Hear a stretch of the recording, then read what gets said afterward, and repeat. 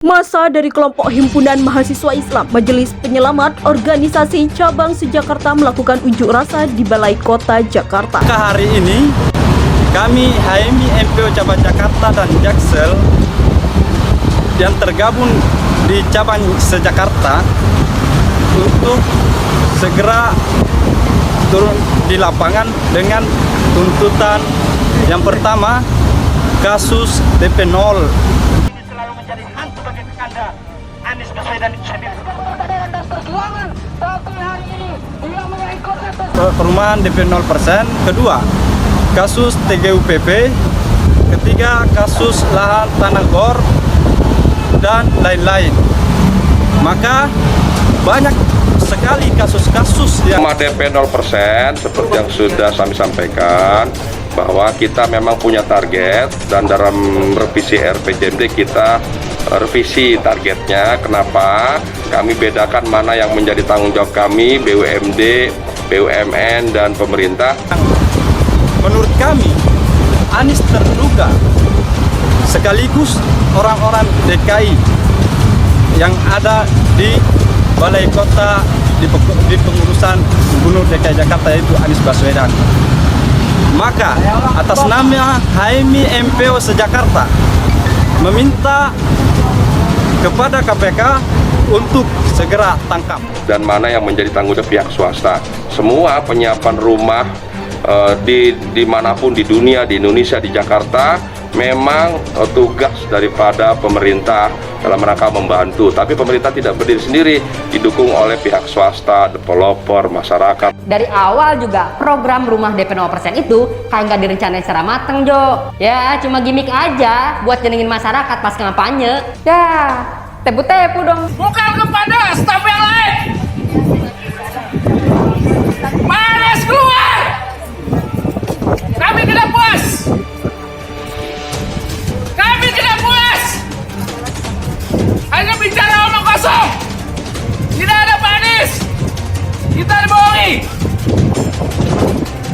Pak Anies. Sama Pak Anies. Bicara dengan kami. Ikut program ini kan harus ada batas atas pendapatan tuh. Iya dong, biar orang-orang kaya gak ngambil jatah orang miskin. Nah, baru-baru ini terbongkar, Jo, kalau pendapatan maksimum yang bisa ikut program itu dinaikin sama Pak Anies. Ngapain? Ternyata udah dari 2020, Jo, diubah. Dah, mana aja nih kita. Ngapain? Dinaikin dari 7 juta ke 14,8 juta, Jo. Hampir 15 juta. Itu artinya kita nih sobat miskin ibu kota bakal susah dapetin rumah DP 0%. Saingannya jadi banyak.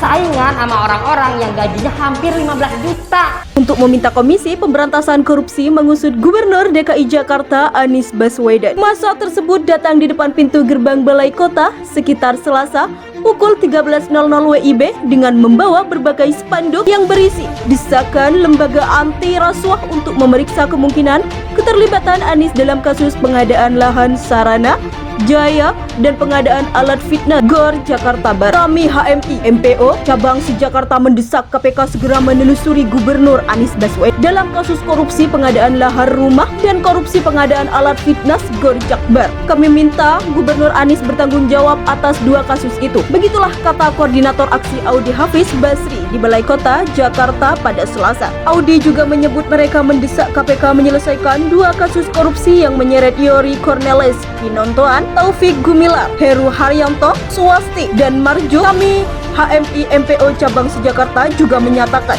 segala bentuk perencanaan APDB DKI Jakarta harus transparan dan akuntabel. Apabila tuntutan kami dalam pernyataan sikap, apabila kami dalam pernyataan sikap ini tidak ditindaklanjuti dan diindahkan, maka kami akan kembali melakukan aksi dengan massa lebih banyak. Begitulah tutur Andi. Untuk kasus pengadaan alat fitness GOR Jakbar melibatkan mantan Kadis Parpora DKI Jakarta Rationo yang dinyatakan positif terlibat kasus korupsi di beberapa GOR di Jakarta Barat yang diperkirakan dapat merugikan negara sekitar 3 miliar. Bahkan menurut pemeriksaan Kejari, yang diduga terlibat yaitu Taufik Gumilar, Heru Haryanto, Swasti, dan Marjo. Adapun soal kasus Saranajaya, saat ini KPK tengah melakukan penyidikan perkara dugaan korupsi pembelian tanah di beberapa lokasi untuk program rupiah Pemprov DKI oleh BUMD DKI Jakarta. Dari 9 objek pembelian tanah dan diduga di markup, salah satunya adalah pembelian tanah seluas 41,921 meter persegi yang berlokasi di kawasan Munjul, Kelurahan Pondok Ranggun, Kecamatan Cipayung, Jakarta Timur pada tahun 2019. Berdasarkan informasi yang dihimpun dalam proses penyidikan persoalan tanah ini, penyidik lembaga anti rasuah telah menetapkan 4 tersangka. Mereka antara lain Yori Cornelis selaku Dirut Saranajaya, Tarun Tuene, dan Tommy Adrian. Selain itu, penyidik juga menetapkan PT AP selaku penjual tanah sebagai tersangka kasus yang terindikasi merugikan keuangan negara senilai 100 miliar. Indikasi kerugian negara sebesar 100 miliar terjadi karena ada selisih harga tanah 5,200 juta per M. 2 dengan total pembelian 217.982.2000.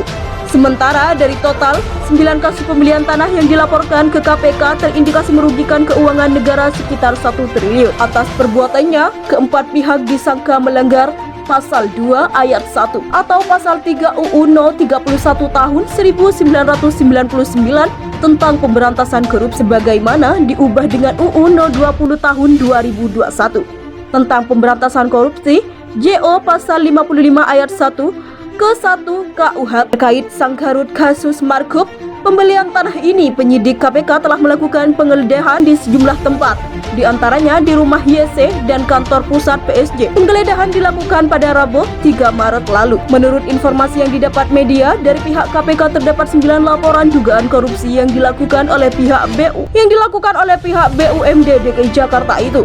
Adapun dari 9 laporan itu yang sudah naik ke penyidik, yakni terkait pembelian tanah di daerah Manjul, Pondok Ranggon untuk program rumah. Menurut informasi yang sama, modus korupsi diduga terkait markup atau permainan harga yang ditaksir oleh pihak apresial yang tidak berkompeten. Total dari 9 laporan itu terindikasi merugikan keuangan negara hingga 1 triliun. Sementara untuk 1 laporan yang telah naik ke taraf penyidik tersebut, total kerugian negara diangkat sekitar 100 miliar. Saat ini, Dirut Sarana Jaya Yori C.